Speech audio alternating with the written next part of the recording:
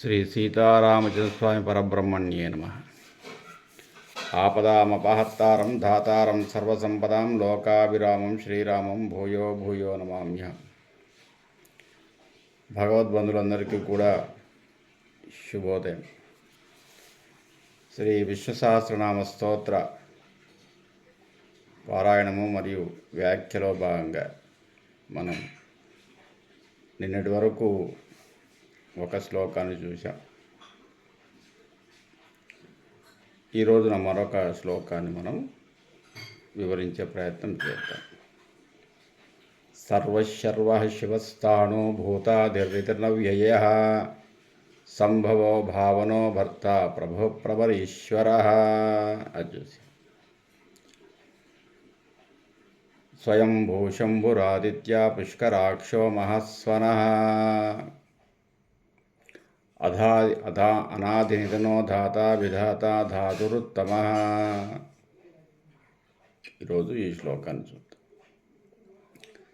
స్వయంభూ శంభురాదిత్యః. స్వయంభూ స్వయముగా ప్రకాశించువాడు, స్వయముగా ఉద్భవించువాడు, ఆది మధ్యాంతరహితాలు లేకుండగానే తను పుట్టుకకు ముందే ఈ చరాచర జగత్తునంతటిని కూడా సంకల్పమాత్రము చేత సృష్టించినవాడు. సంకల్పమాత్రము చేత ఈ చరాచర జగత్తును సృష్టించి తాను స్వయంగా మళ్ళీ ఉద్భవించినవాడు. మనకు ఉపనిషత్తుల్లో ఒక వాక్యం చెప్పబడుతుంది.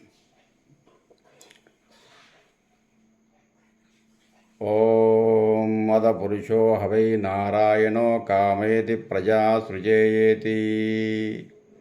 నారాయణాత్ ప్రాణో జాయతే మనస్సర్వేంద్రియాణి చ. కం వాయుర్జ్యోతిరాప పృథివీ విశ్వస్య ధారిణీ. నారాయణాత్ ప్రాణో జాయతే, నారాయణాత్ బ్రహ్మో జాయతే, నారాయణాత్ ఇంద్రో జాయతే, నారాయణాత్ ప్రజాపతయ ప్రజాయంతే. ఇట్లా మనకు ఉపనిషద్ వాక్యం చెబుతుంది. ఇదంతా కూడా నారాయణ సర్వా జాయతే, సర్వము నారాయణ నుంచి జాయతే పుట్టింపబడింది.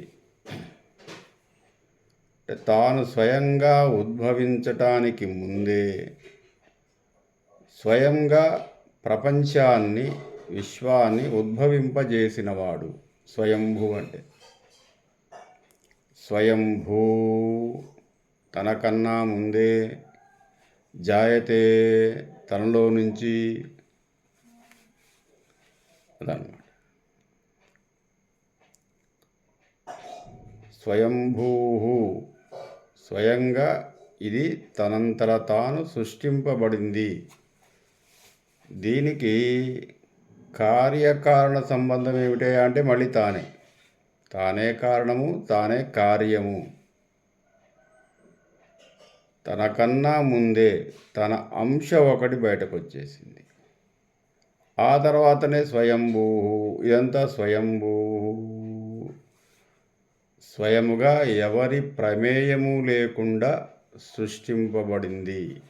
ఆయనకు ఆ శక్తి ఉంది. అదే శక్తి, కనిపించినటువంటి ఒక శక్తి నడిపిస్తూ ఉంటుంది. అదే స్వయంభూ.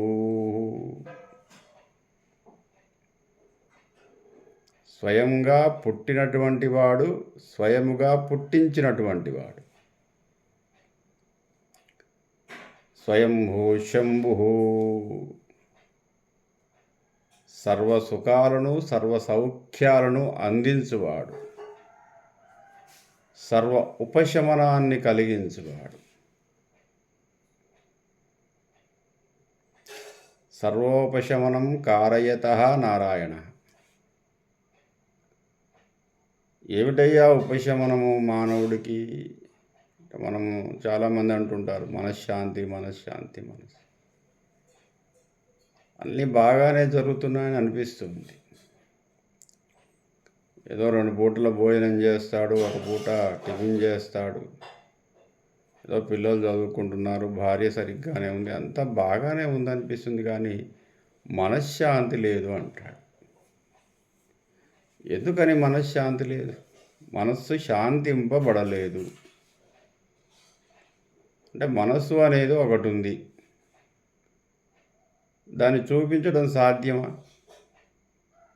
ఏది నీ మనసు చూపి ఉంది అంటున్నావు కదా, మనసు ఉంది అంటేనే దానికి శాంతి లేదు అని చెబుతున్నావు. ఏది మనసు? ఏది మనసు? అనేది ఒక భావన, అదొక స్పృహ, దానికి రూపం లేదు. మనోజాయతే, రూపము లేనటువంటి ఆ మనస్సు నుంచి ఏం పుడతాయి? కామయత, కోరికలు పుడతాయి. రూపము లేని నిర్వికారమైన భావన మాత్రము చేత ఉన్నటువంటి ఒక మనస్సు నుంచి కామయత, కోరికలు పుడుతున్నాయి. ఈ కోరికల వల్ల అశాంతి. అంతే. ఎప్పుడైతే కోరికలను తీసివేస్తామో శాంతి. అట్టి ప్రశాంతతను కలిగించేవాడు శ్రీమన్నారాయణుడు, శ్రీ మహావిష్ణువు. శంభు, మనశ్శాంతిని కలిగించువాడు, ప్రశాంతమైన జీవితాన్ని ఇచ్చువాడు. ఏమిటయ్యా ప్రశాంతము? మనోవికార, మనోనైర్మల్యేన ప్రశాంతత, శాంత. మనోనైర్మల్యమే శాంతము. ఎప్పుడొస్తుంది మనోనైర్మల్యము? కోరికలు లేనప్పుడు. కోరికలు లేనప్పుడే ఇట్టి ప్రశాంతత లభిస్తుంది. అదే మనశ్శాంతి లేదు, మనశ్శాంతి లేదు, మనశ్శాంతి లేదంటే ఇప్పుడున్న స్థితి నుంచి విపరీతమైన కోరికలతోని అవి పొందబడలేక మనస్సు చలించే స్వభావం అశాంతి. అంతే. మనశ్శాంతి లేదు అంటే కోరికలు ఉన్నాయి అని అర్థం, కోరికలు తీరలేదు అని అర్థం. మనశ్శాంతి లేదు అంటే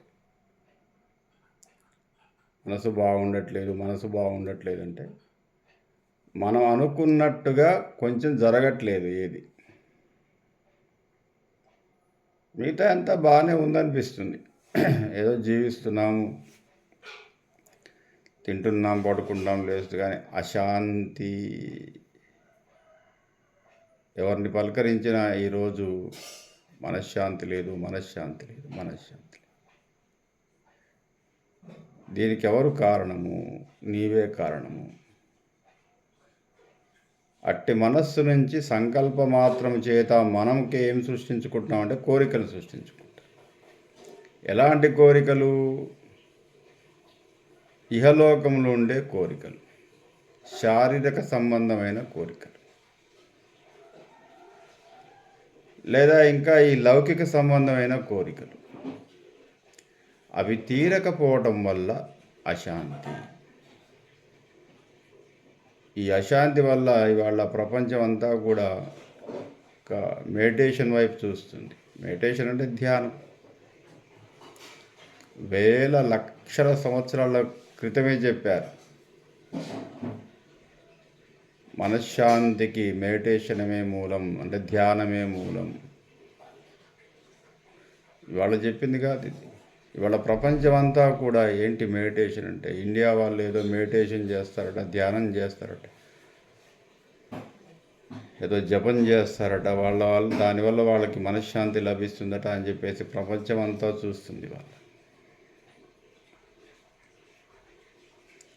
5 నుంచి 6 నిమిషాలు ధ్యానం చేయండి హాయిగా. మన ఇష్టదైవం ఏ దైవం అయితే అది, ఏ దైవం లేదా హాయిగా ప్రశాంతంగా కూర్చోండి. ప్రశాంతంగా మరణాత్ ఏదో ఒక నామాన్ని ఓం నమ శివాయ. శ్రీమాత్రే నమ. ఓం నమో నారాయణాయ.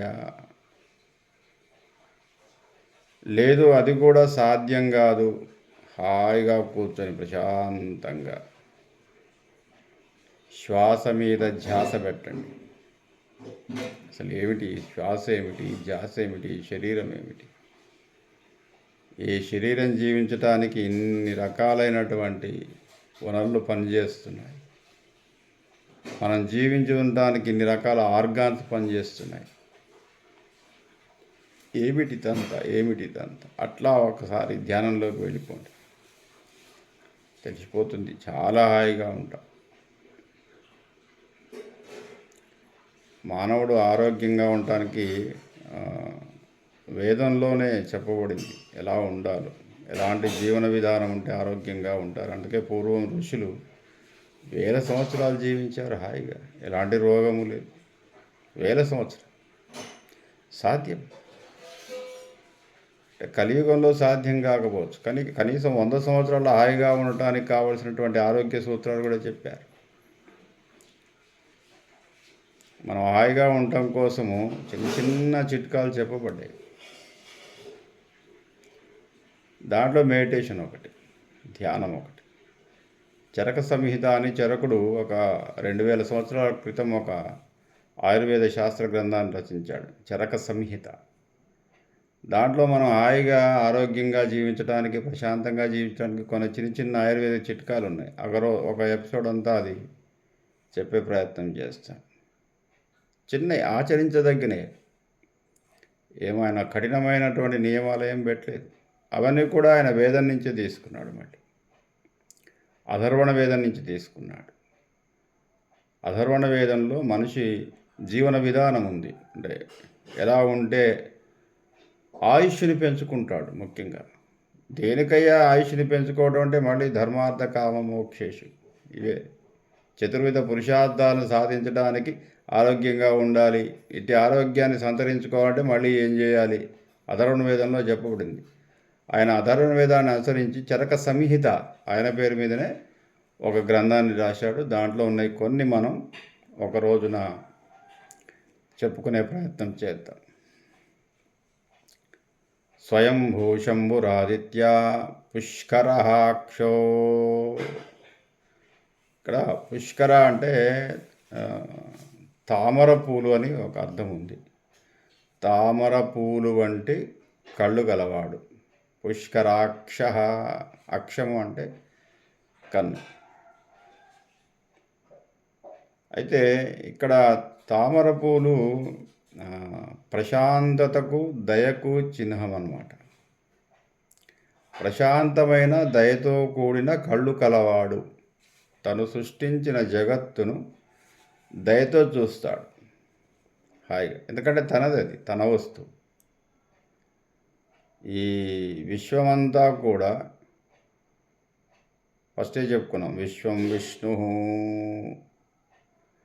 అది తనది కాబట్టి దాన్ని ఎల్లప్పుడూ కాపాడుతూ ప్రశాంతంగా చూస్తూ ఉంటాడు. ఒక చిన్న పిల్లవాడిని తల్లి ఎలా చూస్తుందో, ఒక 2 నెలలు, 3 నెలలు, 4 నెలలు ఉన్న పిల్లవాడిని తల్లి కంటికి రెప్పల అట్లాగే తను సృష్టించినటువంటి జగత్తును, ప్రకృతిని తను ప్రశాంతంగా చూస్తూ, దయతో చూస్తూ, ఎక్కడ ఏమి సంభవించినా కూడా తను కాపాడుతూ, స్థితికారకత్వాన్ని నిర్వర్తిస్తూ, ఎలాంటి పొరపాటు జరగకుండా ప్రకృతిని నడిపించువాడు. డ్రైవర్ ఏం చేస్తారు? పైలట్ కానీ, బస్సు డ్రైవర్ కానీ, రైలు డ్రైవర్ కానీ ప్రశాంతంగా నడిపిస్తుంటాడు. ఎక్కడే పొరపాటు వచ్చినా తన ప్రజలంతా ఇబ్బంది పడతారు. వేల మంది ఉన్నారు వెనక, రైలు డబ్బాల్లో వేల మంది వాడిని సురక్షితంగా తీసుకువెళ్ళటానికి తాపత్రయపడుతూ ఉంటాడు. కాబట్టి అట్లా మనని ముందుకు నడిపించువాడు శ్రీమన్నారాయణ. ప్రకృతిని అంతటినీ కూడా కాపాడువాడు, ప్రశాంత చిత్తంతో చూస్తూ ఉంటాడు. ఏ పని చేయడానికైనా ఒక ప్రశాంతత అవసరం. ఆవేశంతో చేసిన పని అనర్థానికి దారితీస్తుంది. ఇది ప్రకృతిలోనే ఒక మెసేజ్ మనకి. ప్రకృతి తన పని తను హాయిగా ఆవేశం లేకుండా చేస్తూ ఉంటుంది. ఎటువంటి ఇబ్బంది పడదు. అట్లాగే మనం ప్రశాంతంగా చేయటానికి కావలసినటువంటి ఒక మనస్సంకల్పాన్ని ఇచ్చువాడు.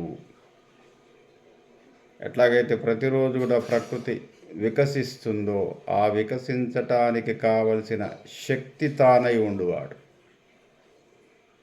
పుష్కరాక్ష, పుష్కరముల వంటి కన్నులు గలవాడు, ప్రశాంతమైనటువంటి స్థితిని కల్పించువాడు అని అర్థం. పుష్కరాక్షో మహస్వన.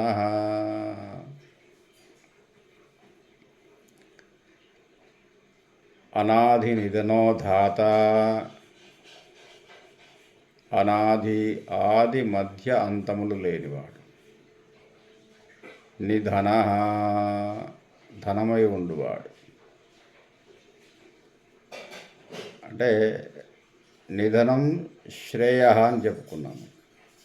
నిధనం ఏమిటయ్యా మానవుడికి ధనము అంటే ప్రాణమే ధనం. ప్రాణమే ధనం. ప్రాణం ఉండటమే మనం ధనముగా భావిస్తున్నాం. ఇవాళ మనం ఎంత ఖర్చైనా పెట్టేసి ప్రాణం నిలుపుకోవడానికి తాపత్రయపడుతుంది. హాస్పిటల్కి పోగానే ఏదో ఆందోళన, ఎన్ని డబ్బులైనా ఖర్చు కానీ మావాడు బతకాలి. ఎందుకంటున్నాం అంటే ప్రాణము విలువ మనకు తెలుసు కాబట్టి. కోట్లు పెట్టిన ఆ మధ్యలో ఎవరో ఒక గొప్ప ఆయన 1000 కోట్లు పెడతాను మా నాయనగారిని బ్రతికించండి, బ్రెయిన్ అరెస్ట్ అయిందట. 1000 కోట్లు ఇస్తాను డాక్టర్ గారు మా నాన్నగారిని బ్రతికించండి. సాధ్యం కాదు నాయన, బ్రెయిన్ అరెస్ట్. దానికి ఎవడు ఏమి చేయలేడు. ఏ సైంటిస్ట్ కానీ ఏ గొప్ప డాక్టర్ కానీ ప్రాణాన్ని నిలబెట్టలేడు. ఆ సమయంలో అది వెళ్ళిపోవాల్సింది. వైద్యం చేయగలుగుతాడు ఏదో కొంత, తను తెలుసుకున్న శాస్త్రానుసారం, కానీ ప్రాణాన్ని నిలబెట్టడం అనేది ఎవరికి సాధ్యం కాదు. అనాది నిధనం, అనాది నిధనం, నిధనం అనాది ఆది మధ్య అంత్య రహితుడు. తర్వాత విధాత దాతురుత్తమ. విధాత బ్రహ్మదేవుడు. ధాత బ్రహ్మదేవుడు, విధాత బ్రహ్మను సృష్టించినవాడు. అంటే పద్మనాభ సురేశ్వర అని మనం చెప్పుకున్నాం. పద్మము నాభియందు కలవాడు. తన నాభిని నుంచి ఒక పద్మం వచ్చేస్తే ఆ పద్మంలో నుంచి పుట్టినవాడు బ్రహ్మదేవుడు. ఇదంతా సంకల్ప మాత్రము చేత. అంటే ప్రత్యేకంగా బొడ్డులో నుంచి ఒక పువ్వు వచ్చిందా, ఆ పువ్వులో నుంచి బ్రహ్మదేవుడు, అలా కాదు. అది ఒక ఐతిహ్యం మాత్రమే, ఒక కారిక మాత్రమే, ఒక ప్రతీక మాత్రమే. ప్రతీక. ఏ స్తోత్రంలోనైనా కొన్ని ప్రతీకలు ఉంటాయి. ప్రతీకవాదము అంటారు. అంటే మనకు తెలియటం కోసం, మనము ఆచరించడం కోసం, తెలుసుకొని ఆచరించడం కోసం ఒక అద్భుతాన్ని ఉంటుంది. ఒక అద్భుతాలు ఉంటాయి ఎక్కడైనా. ఏ స్తోత్రంలోనైనా, ఏ ఇతిహాసంలోనైనా, ఏ పురాణంలోనైనా కొన్ని అద్భుతాలు ఉంటాయి. అంటే ఆ అద్భుతాన్ని అద్భుతంగా చూడొద్దు, దాని వెనక్కున్నటువంటి శక్తిని మనం చూడాలి. ఇప్పుడు ఏదో సినిమాలో ఒక నాయకుడు ఒక 100 మందిని కొట్టేస్తాడు. సాధ్యమా అండి 100 మందిని మామూలు వ్యక్తి కొట్టడం? తర్వాత ఓ హెలికాప్టర్ వేసుకొని వెళ్ళిపోతాడు. ఎప్పుడు నేర్చుకున్నాడండి? గుర్రాన్ని నడుపుతాడు, హెలికాప్టర్ నడుపుతాడు, బస్సు నడుపుతాడు. నాయకుడు, హీరో. ఎప్పుడు నేర్చుకున్నాడు? విమానం నడపాలంటే ఓ 3 ఏళ్ళ ట్రైనింగ్. ఇదంతా చూపిస్తాడా? సాధ్యం కాదు కదా. నాయకుడు, ద హీరో. హీరో లక్షణం ఏంటంటే ఏదైనా చేయగలుగుతాడు ఆయన. నాయక లక్షణం అది. నాయకుడిని వర్ణించడంలో కొంత అతిశయోక్తి ఉంటుంది. దాంట్లో ఏం సందేహం లేదు. అంటే అంత సమర్థుడు అని చెప్పటానికి అంతే. 100 మందితోని పోరాటం చేసి గెలిచేటువంటి సమర్థత ఆయనకుంది. ఆయన నాయకుడు, నాయక లక్షణం అది. అది మనకు తెలియటానికి కొన్ని అద్భుతాలు వర్ణిస్తూ ఉంటాడు. బ్రహ్మదేవుడు నాభి అందు అంటే సంకల్ప మాత్రము చేత, అంటే మనకు శరీరానికి నాభి మధ్యం, సెంటర్ పాయింట్. పైగా ఈ నాభి అందే ప్రతి మానవుడికి నాభి దగ్గరలోనే శ్రీ మహావిష్ణువు ఉంటాడు.